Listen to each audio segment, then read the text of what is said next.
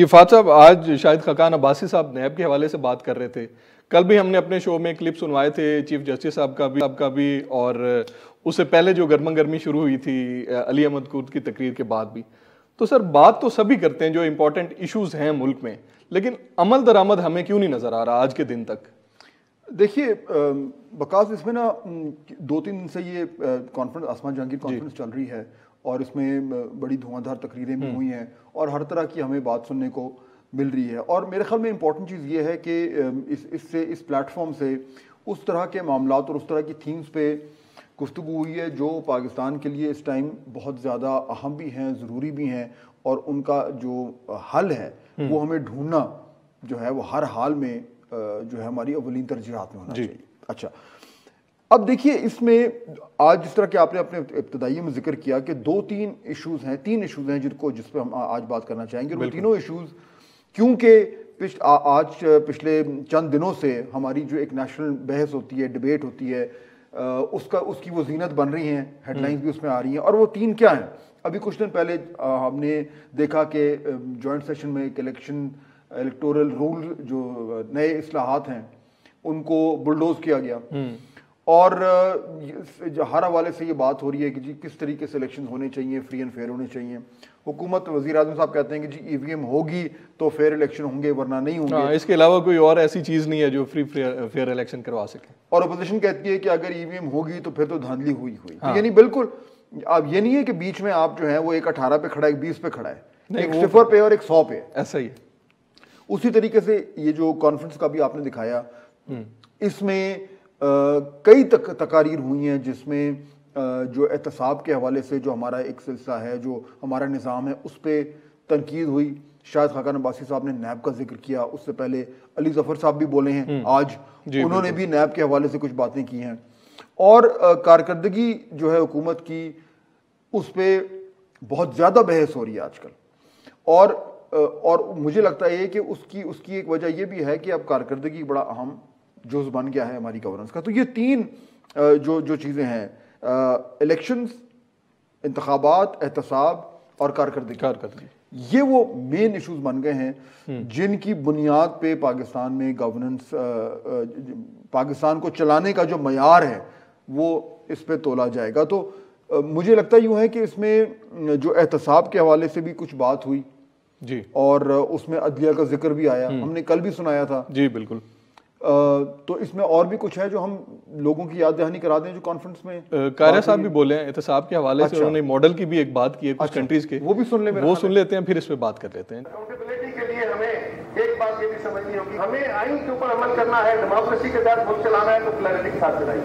अगर हमारे जेलों में सऊदी और चाइनीज अकाउंटेबिलिटी मॉडल रहे तो फिर मेरी ख्वातीन और हज़रात अलविया ये है कि हम ना सऊदी मुआशरा है ना ऐसा कर सकते हैं। अच्छा, ये भी अकाउंटेबिलिटी के हवाले से बात कर रहे थे, तो मेरा ख्याल में 1 बाय 1 लेके चलते हैं इश्यूज को।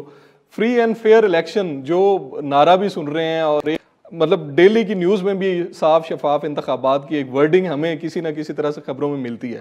लेकिन वो वर्डिंग ही है, उसमें मतलब होना तो ये चाहिए था कि इतने इंपॉर्टेंट लॉज अगर पास हुए हैं तो हम एक दूसरे को मुबारकबाद दे रहे होते। हम कहते हैं कि यार बड़ा अच्छा काम हो गया मुल्क में, जो है मुल्क उस तरफ चल पड़ा है कि साफ शफाफ इंतखाबात होंगे। लेकिन मेरा ख्याल में रिजर्वेशन ज्यादा है और एक पार्टी खुश है, वो है पीटीआई। बिल्कुल, और ये वही कहानी है जो हम कई बार पहले सुन चुके हैं। ये वही फिल्म है जो इससे पहले कई बार रिलीज हो चुकी है, हर बार फ्लॉप हुई है।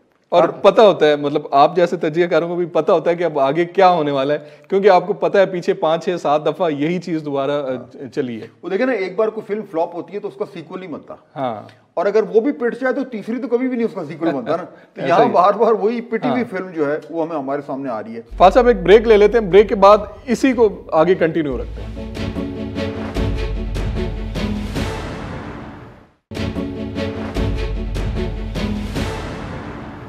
वकास, हमने इस मुल्क को सीधी राह पे डालना है। अच्छा, ये एक रिवायती जुमला भी है जो हम दिहाइयों से सुनते आ रहे हैं, बिल्कुल ऐसे ही, लेकिन हो नहीं पा रहा।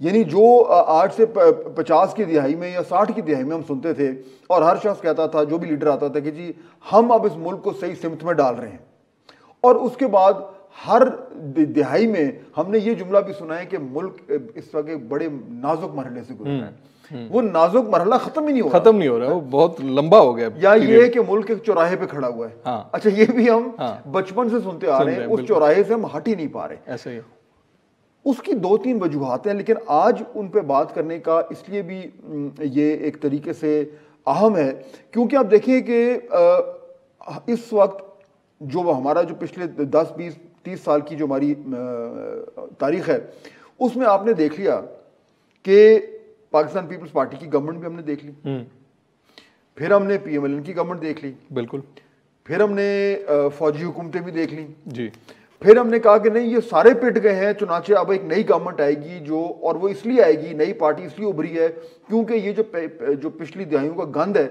उसको साफ करके एक साफ शफाफ क़यादत आएगी और ये जो तमाम तर जो गड़बड़ें थी हमारे निज़ाम में उसको ठीक करेगी। चुनाचे इमरान खान साहब और तहरीक इंसाफ तीसरी फौज की तरह उभरे, कुछ उभारा गया, कुछ उभरे, वो गवर्नमेंट में आ गए। अब उसके भी 3 साल अब खत्म हो गए हैं, इलेक्शन आने वाला है और अब इस वक्त क्या एहसास है? मेरे ख्याल में शायद वकास आप भी जब सियासी गुफ्तगू करते होंगे जी जी, तो मुझे तो यही सुनने को मिल रहा है वो भी पिट गए, ये भी पिट गए, ये भी पिट गए। हाँ, अब क्या करें? इसी सवाल का जवाब किसी के पास भी नहीं है और अब हमारे पास क्या है? अब क्या करें? हाँ, अच्छा, अब देखिए ये कोई क़यादत, सियासी क़यादत या लीडरशिप ऐसी तो नहीं है कि आपने चुटकी बजाई और कहीं से आ गई।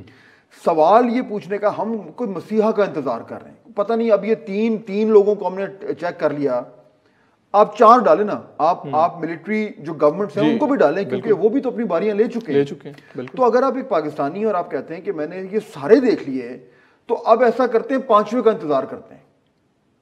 वो तो बहुत लंबा इंतजार होगा ना। देखिए ना, इंतजार करना बजाते खुद एक पैसिव आर्ग्यूमेंट है। हाँ। कि जी आप हाथ पे हाथ धर के बैठ जाएं, अब आप वेट करें। यानी आपने अपने ऊपर से वो सारा उसकी जिम्मेदारी उतार दी कि जी हमने तो कुछ नहीं करना, कोई आसमान से उतरेगा तो हमें क़यादत मिल जाएगी। लेकिन मेरा आज कहना यह है कि देखिए जब आपके पास सारे ऑप्शन खत्म हो गए, जो हम खुद कह रहे हैं कि अब ऑप्शन ही कोई नहीं है, तो फिर हमें ये सवाल पूछना जरूरी है आज के दिन, वो सवाल जिसकी बुनियाद पे अभी जो ये आसमा जहांगीर कॉन्फ्रेंस हुई है उसमें भी आपने तकरीर सुनी जी, वो सवाल जो जिसके पीछे आपको रोजाना पार्लियामेंट में भी जो है वो आहो बका सुनने को मिलती है, और ये वही सवाल है वकास जिसकी बुनियाद पे आए दिन हमारी मीडिया में, हमारे टॉक शोज में, प्रेस कॉन्फ्रेंसेज में, जलसे जुलूस में, पंडाल पे खड़े होकर लोग वही बात करते हैं कि ये मुल्क क्यों नहीं चल रहा। एक ही सवाल है, एक ही सवाल है, बिल्कुल ऐसा। अच्छा, अब आप उसके जो है वो मुख्तलिफ जैसे कहते हैं कि हिस्से करना शुरू करें कि जी मुल्क इसलिए नहीं चल रहा क्योंकि मईशत ठीक नहीं है, क्योंकि इंसाफ नहीं है, क्योंकि फलाना नहीं है, क्योंकि धमकाना नहीं है, वो सारी बातें ठीक, लेकिन बुनियादी सवाल शायद हमें आज करने को यही है कि अगर हमने सारे ऑप्शन एक्सरसाइज करके देख लिए और फिर भी मुल्क नहीं चल रहा, तो क्या ये वक्त नहीं आ गया वकास कि हम अपने आप को बिल्कुल यानी बगैर किसी लगी लिपटी के हम कहें कि हमें अब क्या करने की जरूरत है? हाँ, क्या करने की जरूरत है? अब ये बहुत बड़ा सवाल है, बिल्कुल ऐसा। लेकिन फौरी तौर पर, लॉन्ग टर्म में तो आप इसके ऊपर किताबें लिख लें, लेकिन देखिए फौरी तौर पर मेरे सामने इलेक्शंस हैं जी, क्योंकि इलेक्शंस जो हैं वो बुनियाद हैं इस निज़ाम की।